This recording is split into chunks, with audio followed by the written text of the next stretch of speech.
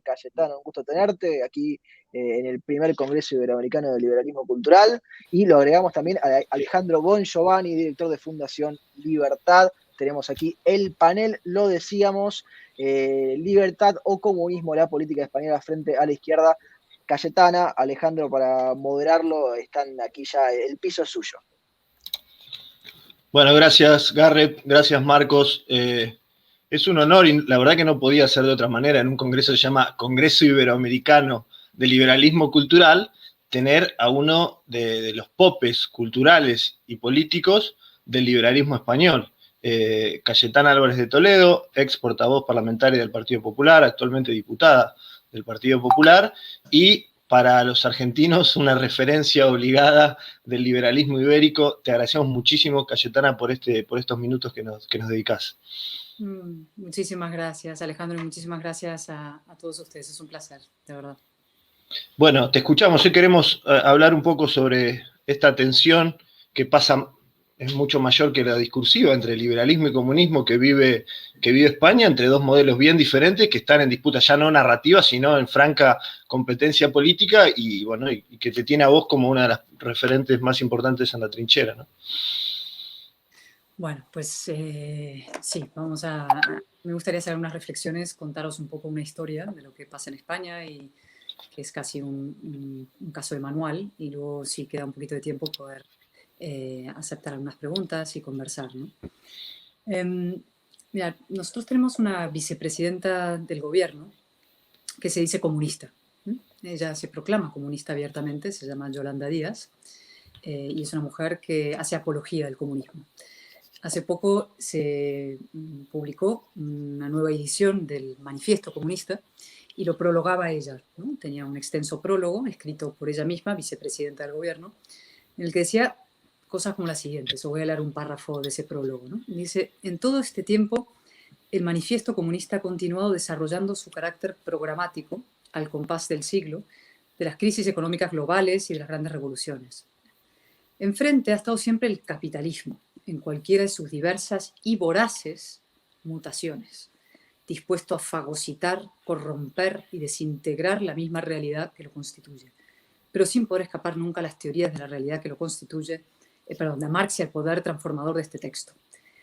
Un libro que nos habla, el Manifiesto Comunista, dice ella, de las utopías encriptadas. Siempre hay este carácter un poco cursi, ¿no?, y remilgado de los comunistas, pero bueno. Dice, de las utopías encriptadas en nuestro presente y en el que late hoy como ayer una tan vital como apasionada defensa de la democracia y de la libertad. Bien, esto es una vicepresidenta en activo del gobierno de España que hace, como digo, comunismo, apología del comunismo, y que se refiere a la apasionada defensa de la democracia y la libertad en regímenes no solamente los anteriores, sino vigentes, como en China, Corea del Norte o en Cuba, donde el comunismo sigue vigente y causando devastación en términos de derechos humanos, de represión, etc., ¿no? Bien, esta es la vicepresidenta del gobierno con sus apologías. El problema es que también hay gestos en la gestualidad y en la parte casi propagandística, ¿no?, de la exhibición de estas ideas. Hace muy pocas fechas también, en el balcón del Ayuntamiento de Valencia, del que es alcalde un hombre de izquierdas, llamado Ribó, pues de pronto amaneció un inmenso cartel con la foto de Stalin, ¿no?, en el Ayuntamiento de la ciudad de Valencia, que es una de las grandes ciudades españolas, ¿no? Ese cartel fue colgado ahí, no por orden del alcalde, pero sí del partido marxista-leninista RC, ¿vale?, que consiguió entrar en el ayuntamiento, gobernado por la ultraizquierda, y colgar este enorme cartel de apología de Stalin, que es uno de los mayores criminales de la historia. Bien, todo esto puede parecer en parte teórico, puramente literario, o en parte puramente folclórico, un cartel puesto por un partido político inexistente, una facción marginal, ¿no? Pero que todo esto convive con acciones mucho más centrales y medulares dentro de la propia política española, ¿no? Porque claro, hace pocas fechas, hace un año y medio así, todos fuimos testigos de la espectacular exhumación del dictador Franco del Valle de los Caídos. No sé si lo visteis en América, las imágenes, en América Latina sí llegaron, un helicóptero llegó para llevarse al cadáver de Franco, 40 años bajo tierra en el Valle de los Caídos, y era como hemos derrotado a Franco por fin, 40 años después, y se lo llevaban en un helicóptero, claro. Todo esto, bueno, son también batallas retóricas de alguna manera, pero claro, con los dictadores vivos, los dictadores de la ultraizquierda, los dictadores comunistas, los dictadores del nuevo socialismo no se atreven. Es decir, con Maduro no se atreven, ni con Cuba se atreven con un señor que está bajo tierra desde hace 40 años, ¿no? Pablo Iglesias, felizmente expulsado de la política gracias a una gran batalla en Madrid, es un señor que considera que Maduro y Chávez eran grandes. Chávez lloraba la muerte de Hugo Chávez como mi comandante, su partido político igual, ¿no? El señor Zapatero, que fue presidente del gobierno y que también sigue siendo una figura de cierta influencia en la izquierda política española, es otro hombre que es un aliado estratégico de Nicolás Maduro, de su régimen, y que se dedica a propagar las ideas de ultraizquierda por el continente americano y también aquí, ¿no? Es un agente internacional de la dictadura. Pero otros teóricamente más moderados, desde el Partido Socialista, el propio señor Borrell, por ejemplo, que es el responsable de la política exterior europea, es un señor cuya condescendencia con el régimen de Maduro, pues en el fondo también responde a una pulsión casi atávica de cercanía intelectual y sentimental con ese mundo de ultraizquierda y vinculado al comunismo, ¿no? O al socialismo, digamos, una vinculación casi, insisto, atávica y biográfica, ¿no? Es decir, aquí hay son duros con los dictadores muertos, y enormemente blanditos y débiles con los dictadores vivos, ¿no? Y todo esto pues contrasta con y ya para ir llevándolo al terreno histórico y luego al presente, ¿no? Hace algunos años, muy pocos, en el año 2009, la Unión Europea aprobó una muy importante resolución, muy lúcida, el Parlamento de la Unión Europea, en el que equiparaba ambos totalitarismos, ¿no? Se llama la de Resolución sobre la importancia de la memoria histórica europea para el futuro de Europa, ¿no? Condenando los crímenes cometidos tanto por el régimen nazi como por el régimen comunista a lo largo del siglo XX, ¿no? Y esa resolución muy importante que se aprobó en Europa destacaba asimismo algo absolutamente certero, que es que los crímenes del régimen nazi fueron evaluados y castigados y juzgados y, en fin, rechazados y condenados unánimemente y, como insisto, juzgados también en los juicios de Nuremberg famosos. Y sin embargo, los crímenes del estalinismo, los crímenes del comunismo, han pasado prácticamente impunes a lo largo de la historia. No solamente impunes en lo judicial, sino impunes en lo moral, ¿no? Es decir, pervive en el mundo, pervive en la sociedad europea, en América Latina, en el mundo en general, un flagrante doble rasero moral, ¿no? No hay un solo país del mundo que se proclame a sí mismo fascista o nazi. Es decir, puede haber pequeños grupos ultranazis marginales, pero no hay un régimen, un país, en fin, una comunidad política que a sí mismo se proclame heredera del nazismo, del totalitarismo teóricamente de derechas, ¿no?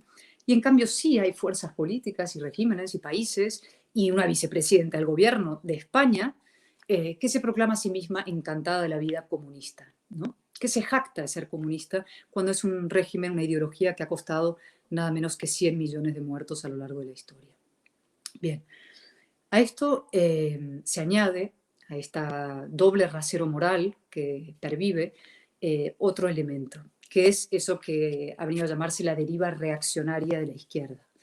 Enrique Krause, que ha escrito tantas cosas inteligentes, hace poco yo le escuché decir en una conferencia, ¿no?, que efectivamente la izquierda le había caído encima el muro de Berlín, ¿no? Colapsó el muro de Berlín en sus cabezas y sin embargo sobrevivió debajo de los cascotes, empezó a quitar los cascotes y de abajo de los cascotes revive la izquierda pero con nuevos disfraces, es decir, sustituye al obrero como el sujeto revolucionario, porque al obrero el comunismo lo destruye y lo destroza, como es evidente, causando devastación, miseria, pobreza, etcétera, en todos los regímenes comunistas que hay.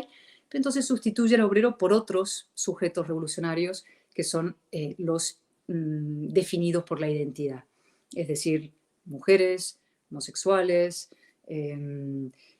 cuestiones raciales, es decir, negros, o hasta los osos polares, es decir, sustituye al obrero por un objeto identitario. La igualdad es sustituida por la identidad como el gran tótem de la izquierda. Encuentran nuevos ropajes, nuevas excusas para un mismo proyecto de colectivización y de control y dominio de la sociedad. En eso, España, quiero decir que es un caso casi de libro, un caso de manual, ¿no? Aquí la izquierda y el nacionalismo, la izquierda y el nacionalismo forman una alianza estructural, ¿no? Quizás por motivos históricos, es decir, la historia del franquismo, lo que fuera, pero mucho más allá por motivos históricos, porque hay elementos en común. Hay gente que dice, no, la izquierda es la igualdad, el nacionalismo es la discriminación, y sin embargo los dos tienen un elemento poderosísimo que les une, que es la aversión a la libertad, el rechazo a la libertad, la voluntad de injerencia en la vida privada, la voluntad de dominio, la pulsión autoritaria. Uno pone por delante el Estado al individuo, los otros ponen por delante la nación al individuo. Y ambos fuerzas políticas que en España son muy, muy fuertes, muy, muy poderosas, nacionalismo centrífugo y la izquierda son aliados en ese rechazo a la libertad.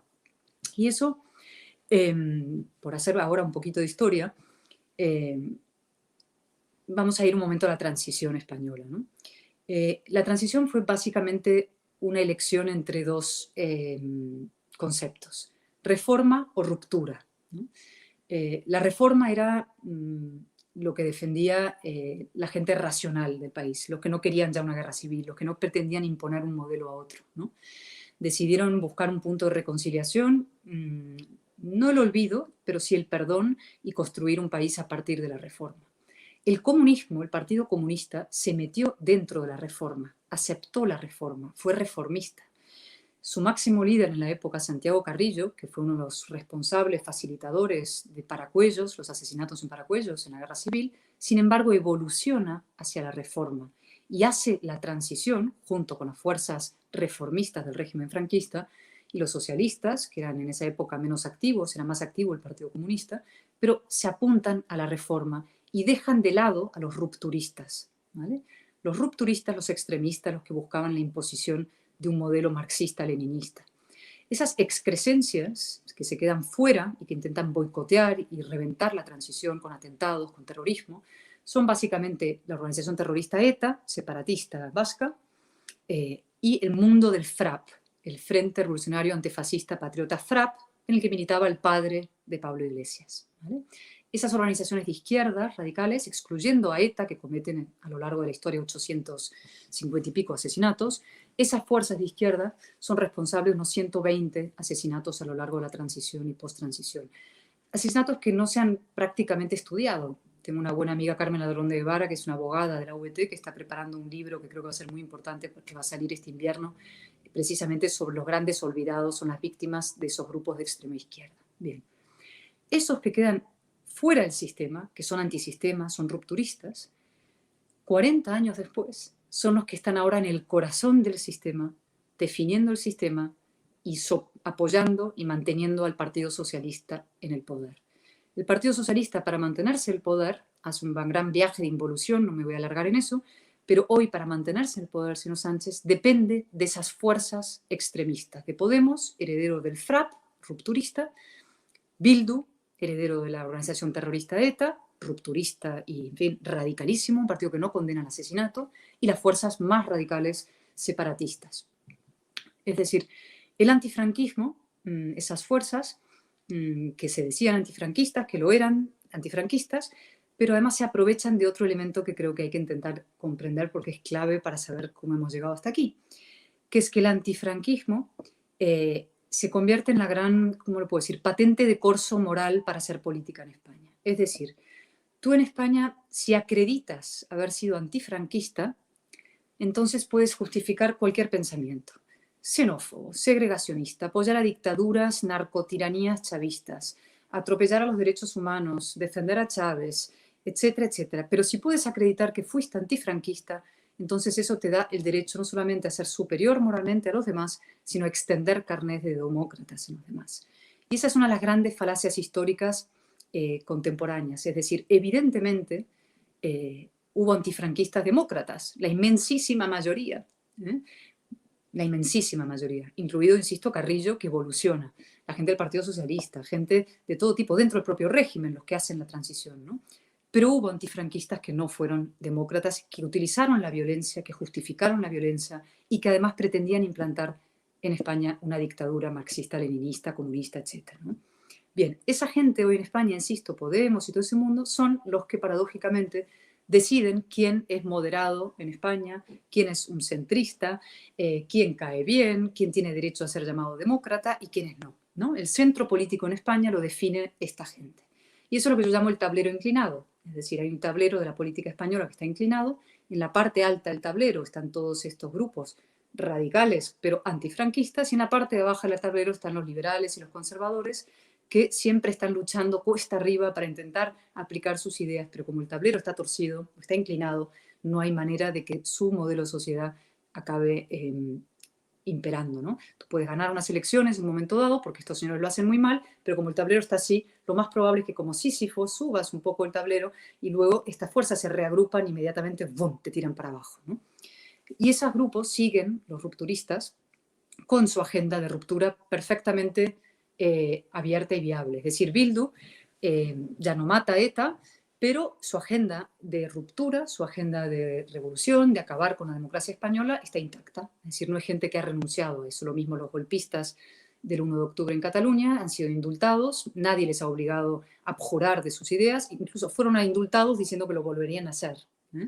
Y esa es la situación en la que estamos. La alianza entre las fuerzas separatistas y los reaccionarios de izquierdas, que son los que dominan el marco político general. ¿Qué es lo que pasa? Estos grupos se aprovechan de dos circunstancias más que son propias del tiempo en que vivimos, ¿no? Y propias del tiempo que vivimos no solo en España, sino el tiempo que vivimos en Chile, Argentina, en Bolivia, Venezuela, Francia, Estados Unidos, ¿no? Que son los dos grandes, creo, lacras o amenazas a la democracia. Uno es el culto a los sentimientos por encima de los hechos, es decir, que las opiniones son hechos y los hechos son opiniones, el virus de lo subjetivo, es decir, ha volado completamente el concepto de verdad, de objetividad, el prestigio de la ley, es decir, los sentimientos se colocan por encima de cualquier argumento racional, y el otro es la idolatría identitaria, es decir, las identidades como gran caballo de batalla de la izquierda, es el nuevo envoltorio de la izquierda para conseguir sus objetivos. Esa historia también es larga, empieza en Francia en los años 60, se traslada a América, ahora vuelve con fuerza a Europa y se ha extendido por todo, el virus este identitario se ha extendido por todo Occidente, ¿no? Bien, esa identidad que se erige en una nueva religión, es una nueva religión, ante el cual, en fin, nos tenemos que arrodillar el común de los mortales, porque la izquierda lo exige, son los nuevos popes y sacerdotes de la nueva religión identitaria.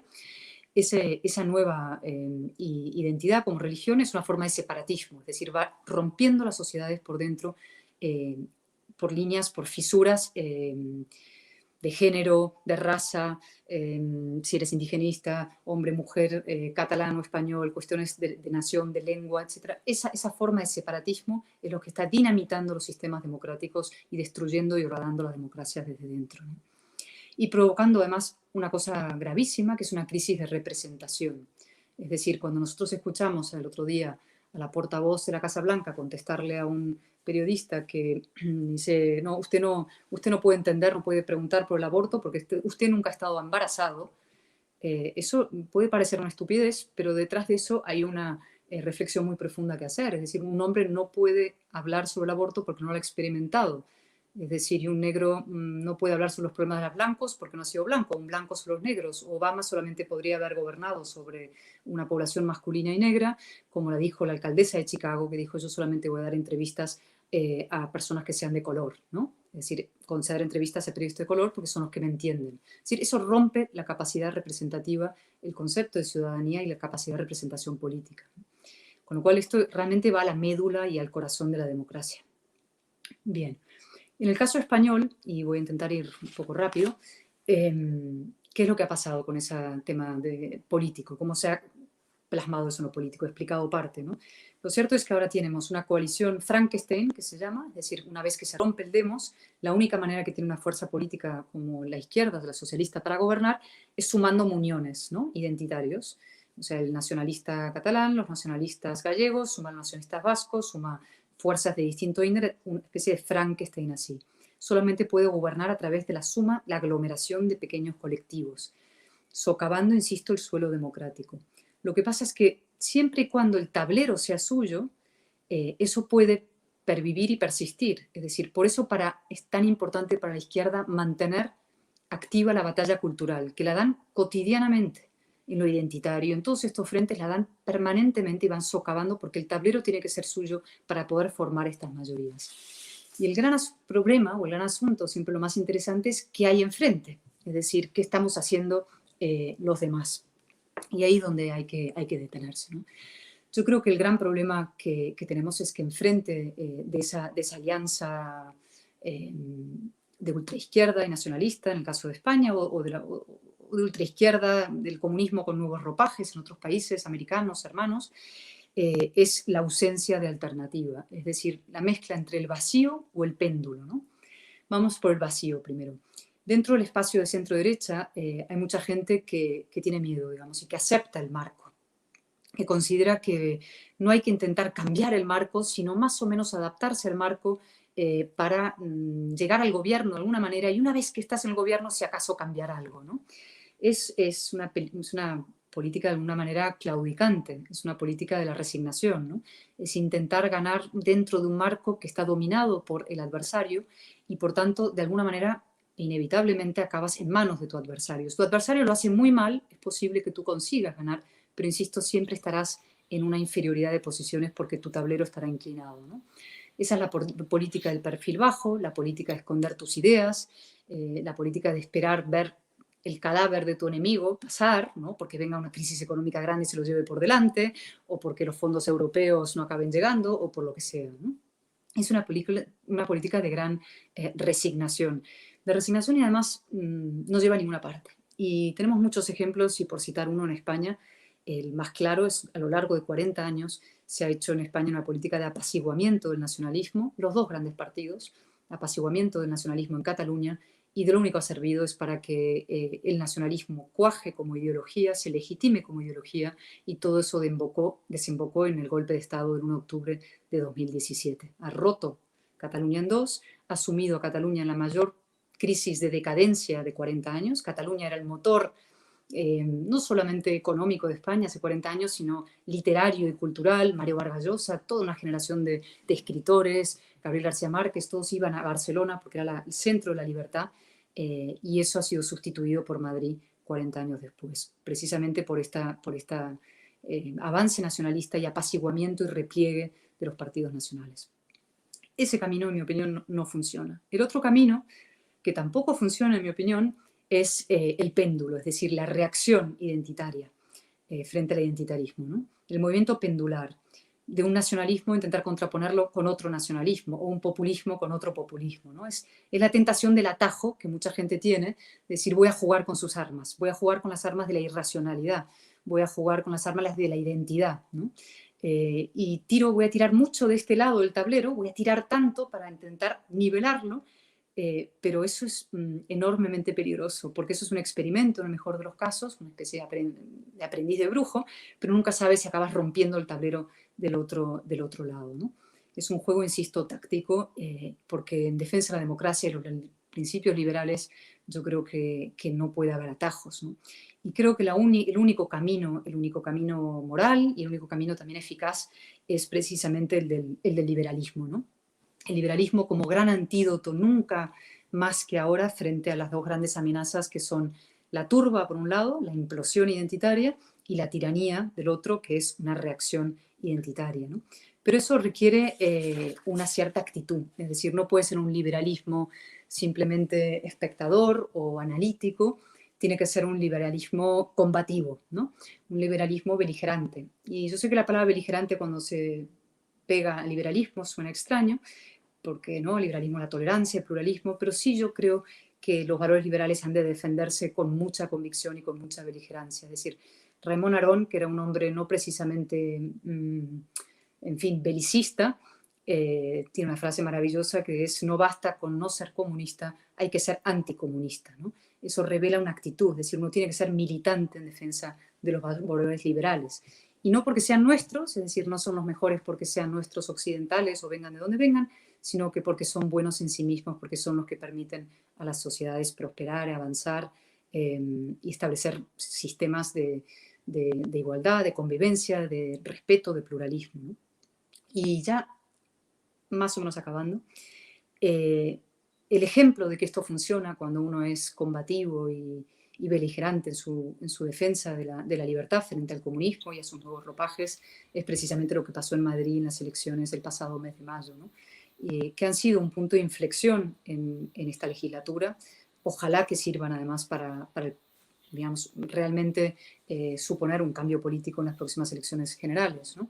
En todo caso, lo que se han hecho es dar a la alternativa una oportunidad que no teníamos. El Partido Popular estaba en un momento de dificultad después de las elecciones en Cataluña y en un momento de repliegue de alguna manera electoral, y esta victoria que se produce de manera abrumadora y además a partir de una gran claridad de exposición, es decir, comunismo o libertad, de una gran claridad pedagógica y política, ha dado a la alternativa una oportunidad, ¿no?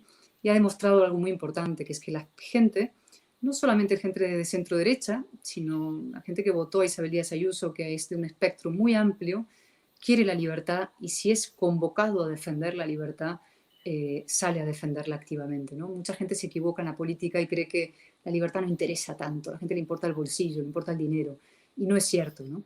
Los grandes ideales y detrás de una sociedad sana y próspera, etcétera, también hay un modelo y una visión. Las ideas de libertad no son buenas solamente porque son moralmente en sí, sino porque son las que traen prosperidad. Y ahí hubo casi un levantamiento popular de gente que salió a defender su libertad y votó masivamente para castigar al socialismo, a Sánchez y a Pablo Iglesias. Convirtió realmente el desistimiento en esperanza, ¿no? Y esto, que se demuestre que se puede. Yo tengo otro pequeño, muy modesto ejemplo personal, que fue con el cierre del Congreso de los Diputados, ¿no? Cuando empezó la pandemia, el gobierno de Sánchez, con la complicidad de la presidenta del Congreso de los Diputados, intentó cerrar el Parlamento por completo, consiguió cerrarlo prácticamente, convertirlo en una casa vacía, inerme, ¿no? Sin actividad y sin control. Y dimos una batalla, y bastó con que algunos diéramos una batalla muy clara explicando que un Congreso no se cierra ni en una guerra, para que se revertiera la situación, pudiéramos abrir el Congreso, y ahora los tribunales, hace unos días, el Tribunal Constitucional nos dio la razón y ha anulado el cierre del Congreso y castigado moralmente al gobierno y a la presidenta de la Cámara, que decidieron, en fin, dejarse llevar por sus pulsiones autoritarias, ¿no? Y ahora con esto sí ya acabó, ¿no? Ahora en estos días hay una convención del Partido Popular la semana que viene, y yo espero realmente que sirva precisamente para reivindicar y poner en práctica y llevar a la política concreta la necesidad de dar esa batalla cultural en defensa de los grandes principios de la Ilustración y de la libertad, ¿no? El PP tiene que dar esa batalla ideológica contra todas las formas de regresión identitaria, contra el modelo de la izquierda, contra el modelo de las políticas de género, contra el nacionalismo, incluso comprometiéndose a que no alcanzará acuerdos con fuerzas reaccionarias, nacionalistas, para alcanzar el poder, ¿no? Porque cada vez es tan importante que hagamos esta batalla cultural, porque también hay un grave riesgo que yo empiezo a detectar en muchos jóvenes, y yo creo que esto pasa en todos los países, ¿no? Que es que mucha gente, ante la visión, digamos, del cierto caos iliberal que ve a su alrededor, la incertidumbre, la falta de seguridad, la segregación de la sociedad en colectivos, empieza a pensar que la democracia quizás no valga tanto la pena, no merezca tanto la pena, ¿no? Y que después en el caos iliberal, la solución al caos iliberal pueda ser un orden iliberal, ¿no? Y eso hay que conjurar ese riesgo de manera muy clara, siendo muy, muy firmes y combativos en defensa de los principios liberales. Prepararnos para ganar mayorías a través de estas ideas, y también para lo que pueda venir el minuto después, que yo también me preocupa siempre qué pueda pasar si hubiera una mayoría de centro-derecha en España, qué puede hacer la izquierda y el nacionalismo el minuto siguiente para intentar boicotear y sabotear esa mayoría, ¿no? Y por último, y ahora sí, ultimísimo, aparte de hacer todas estas cosas que son difíciles pero importantes, tenemos que trabajar conjuntamente. Es decir, tiene que haber, eso yo insisto hace mucho, y vamos de a poquito viendo que empieza a haber personas que se implican en esa tarea, una reagrupación del espacio de la razón, una reagrupación transatlántica del espacio de la razón, es decir, personas que compartimos ideales, principios ilustrados y liberales, el amor a la libertad, la defensa de la igualdad de las personas al margen de sus, en fin, condiciones arbitrarias de color de piel o de sexo, de orientación sexual, personas que creemos en el Estado de Derecho, en toda esta gran serie de ideas, ¿no?, que emergen de manera brillante en la Ilustración. Todas esas personas tenemos que trabajar juntos. Está esa bellísima frase de la Constitución de Cádiz, que decía, ¿no?, españoles de ambos hemisferios. Pues ahora es los racionales y los ilustrados y los demócratas de ambos hemisferios frente a los nacionalistas, a los populistas y a los reaccionarios, ¿no? Así que nada, os doy las gracias porque esta iniciativa creo que también forma parte de ese empeño tan importante. Gracias, Cayetana, gracias. Sí, tratamos de poner un grano de arena en este último proyecto. Tengo como 400 preguntas para hacer, te voy a tratar de agrupar. Voy a empezar por lo último, que es más... En realidad voy a empezar bien por lo último. Primero, si esta pandemia no nos volvió a todos un poco más irracionales y un poco menos ilustrados. No sé cómo la cosa será en España, pero por lo menos acá en América Latina sí. De hecho, hasta parece casi un plan, por lo menos en Argentina, parece como que educar a nuestros chicos, no educarlos, mejor dicho, pareciera casi una cuestión a propósito, ¿no? Segundo, dejaste una cosa ahí velada muy interesante, ¿qué podría hacer la izquierda? O sea, ¿cuál puede ser la reacción de la izquierda ante una mayoría de centro-derecha? Me interesa ahí qué amenaza velada o no velada está sugiriendo.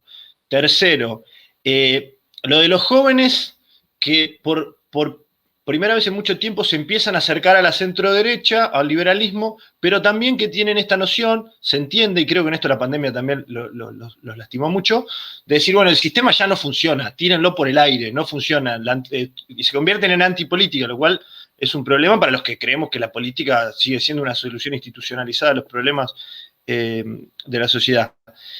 Y cuarto, y te cierro este bloque de política, digamos, pasa en España lo que pasa, por ejemplo, en Argentina, que muchos dirigentes se guían demasiado por las encuestas, que las encuestas al final del día, como los precios son señales del pasado, pero nunca te aventuran lo que va a terminar pasando en el futuro, y además fallan metodológicamente y demás, y las encuestas terminan suplantando a por lo menos un bagaje de ideales de los cuales no te corres, aunque las encuestas no te den positivo, ¿no?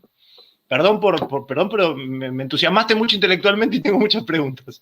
Son muchas, a ver si soy capaz de recordar un poco todas. He apuntado aquí, he hecho una pequeña nota de cada cosa. A ver, esto último de las encuestas, sin duda alguna, es decir, esta es una vieja, la tiranía de las encuestas, ¿no? Y hay políticos que se dejan llevar por las encuestas y están permanentemente leyendo encuestas y entonces olvidan cuáles son sus principios. Sus principios se adaptan a las encuestas y renuncian a la tarea de un político, que es liderar. Es decir, un político tiene que tener un proyecto, unas ideas, unas convicciones y hacer pedagogía. Es verdad que es más difícil, es decir, tú tienes que convencer a los demás, pero de eso se trata, ¿no?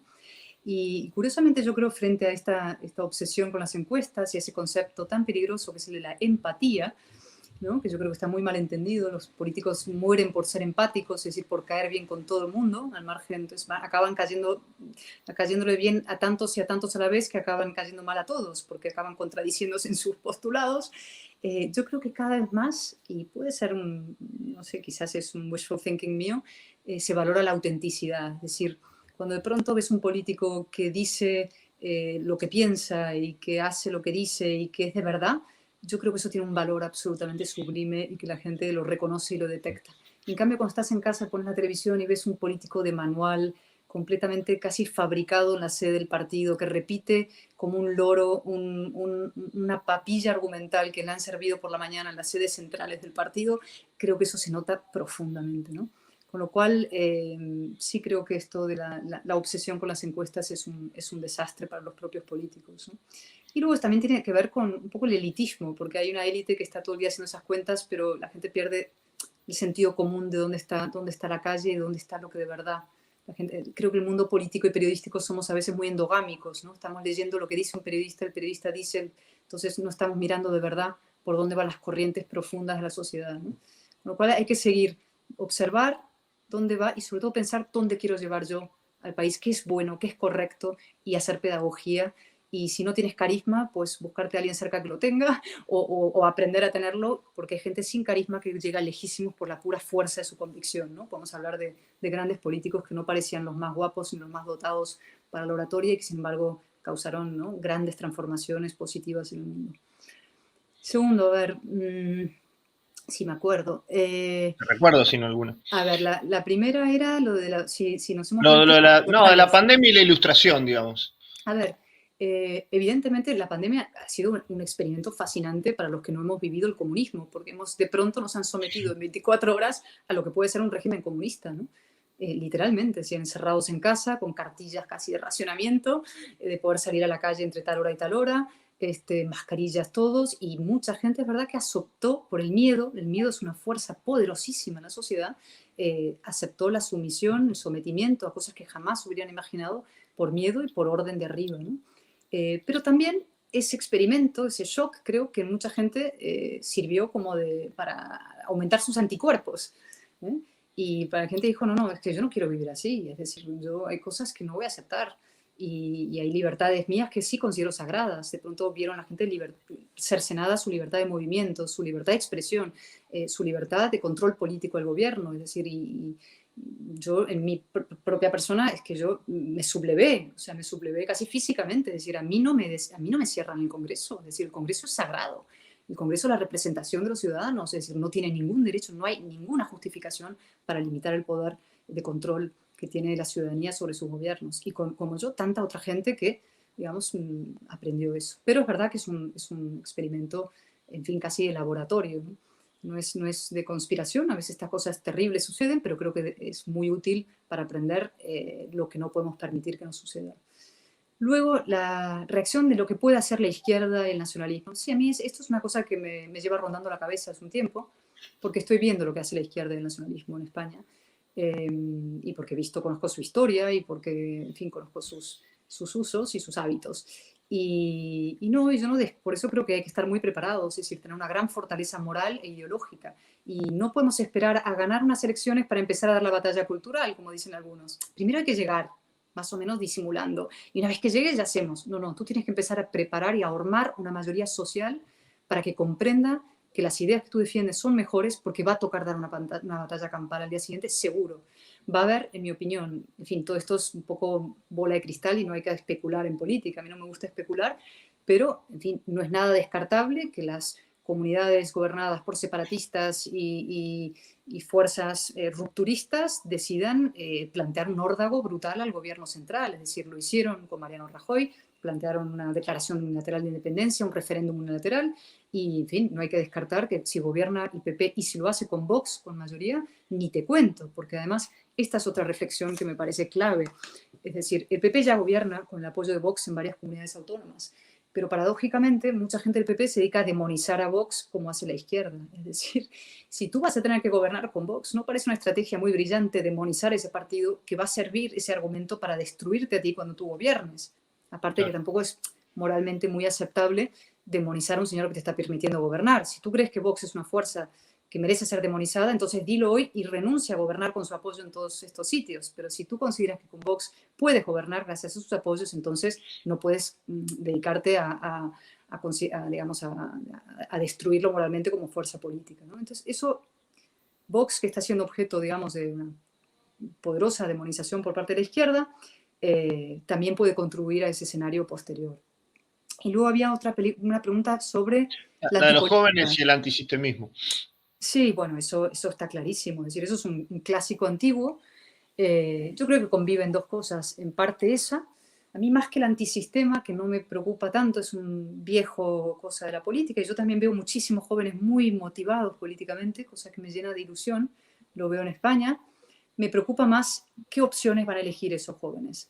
Y por eso te hablaba antes del orden iliberal como nefasta solución al caos iliberal. Es decir, que en ese magma de incertidumbre, políticas identitarias ya tan desquiciadas, que ni siquiera, o sea, que se fragmenta tal la sociedad, la demonización del varón joven como un macho que nace por definición agresor. Es decir, todo este tipo de discursos completamente mendaces y destructivos contribuyen a alienar a un sector y a empujarle a creer que hay soluciones no democráticas a los problemas de la democracia.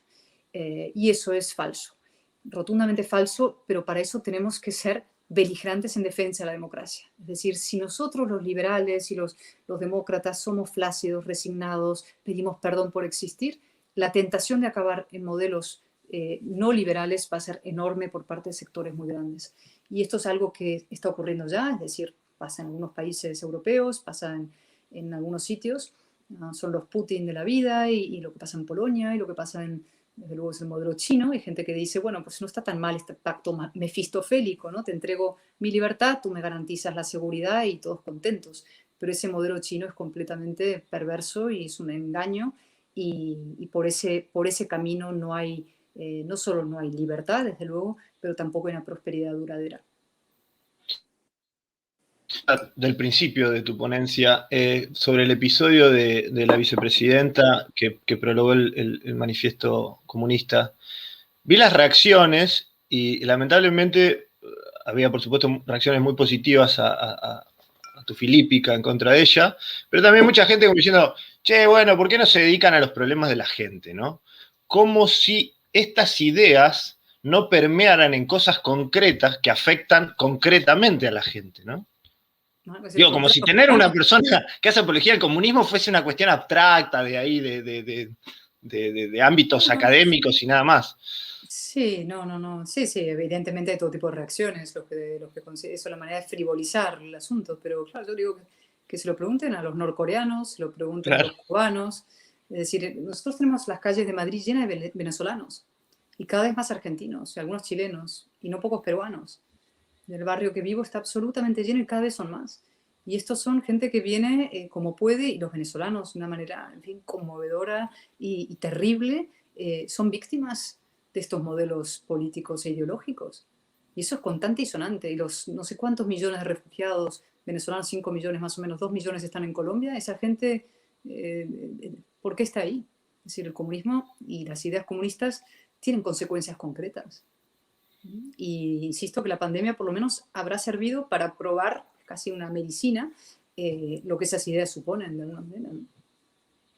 Ahora, mencionaste algo respecto de lo fácil que es criticar a las dictaduras, de algunas dictaduras y otras no. Jean-François Rebel decía que el club con más socios del mundo era el de los enemigos de la dictadura del pasado, solo superado en número por el de los amigos de la dictadura del presente. Y ahí te traigo un poquito a América Latina, porque acá tenemos varios, ¿no? Tenemos lo que está pasando la dictadura de Maduro, la eterna dictadura cubana, lo que está pasando en Nicaragua, que es de un calibre tremebundo. ¿Cómo ven los europeos, o al menos los españoles, estas dictaduras? Ese es yo creo que una vez más el grave y mi desesperación a lo largo de años y mi batalla fue combatir eso que Mario Vargas Llosa llamó hace décadas ya el racismo, el doble rasero de Europa respecto a América Latina, ¿no? Aquí los cómodos europeos sentados en sus gloriosas casas demás se permiten, en fin, jugar a la revolución en patio trasero, ¿no? Turistas del ideal. Y aceptar para América Latina modelos políticos e ideológicos que jamás aceptarían para ellos mismos aquí en Europa. Y eso es una actitud lamentable, deplorable, denunciable y que se encuentra efectivamente muy extendida.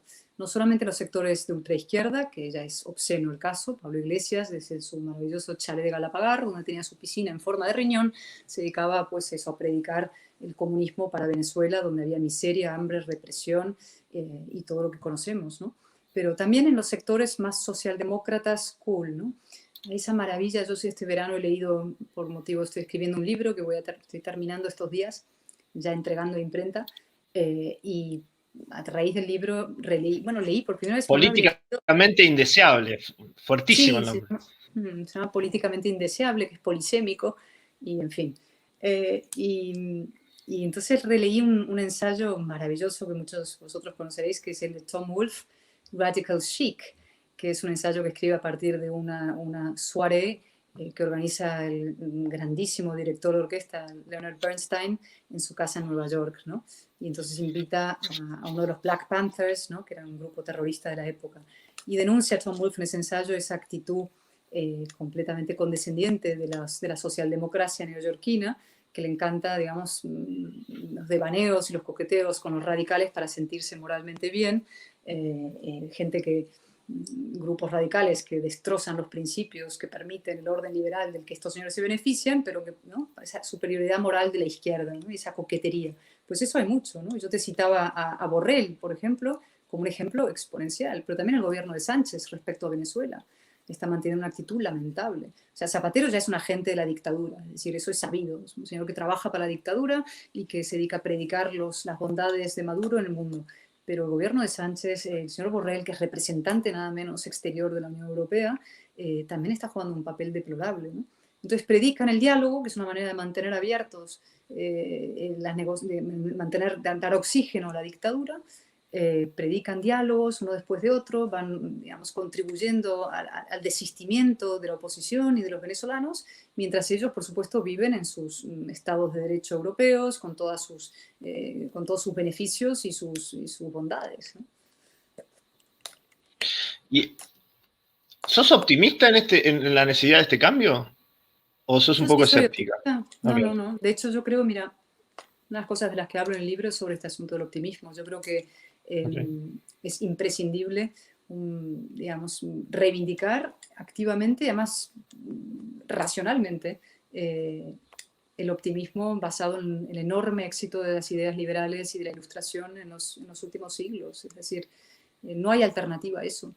Me preocupa mucho el repliegue que hay en eso y el pesimismo que hay. Es decir, el repliegue de Afganistán, por ejemplo, me parece un hecho de importancia máxima. Es un repliegue de Occidente respecto a la defensa de sus valores, no solo en el mundo, sino en su propio suelo interior. Es decir, eso es una actitud pesimista, es la creencia de que tus valores ni son tan buenos ni en el fondo nunca podrás, digamos, promoverlos en lugares donde no se disfruta de ellos. Y eso es falso, ¿no?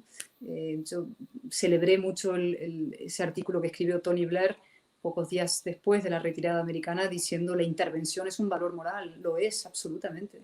Estos valores, insisto, no son buenos porque sean occidentales y nuestros, son buenos en sí mismos, son buenos porque cualquier ser humano, haya nacido donde haya nacido, sea del perfil, la sensibilidad, el sexo, el color de piel que tenga, quiere ser libre y tiene derecho a vivir en igualdad a otros en un régimen democrático de libertades, ¿no?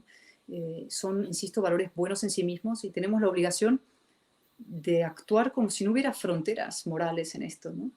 Y ese optimismo hace falta, sí, creo que el pesimismo es el gran aliado de los populistas, enorme aliado de los mesiánicos y los populistas. Y en cambio el optimismo racional basado en la constatación abrumadora del éxito del modelo liberal a lo largo de los siglos y de no solamente su éxito anterior, sino su plena vigencia, es parte de lo que necesitamos en los líderes políticos de hoy. Le tomamos prestado el título a Matrix, el optimismo racional. En el próximo panel va a venir Lori Sanata, un intelectual italiano que él siempre sostiene lo mismo. Él dice, mira, puede haber momentos más turbulentos que otros, pero yo tengo mucha fe a la democracia liberal porque es lo mejor que hemos encontrado hasta ahora. Pero déjame precisarte un poquito más la pregunta y sin entrar demasiado en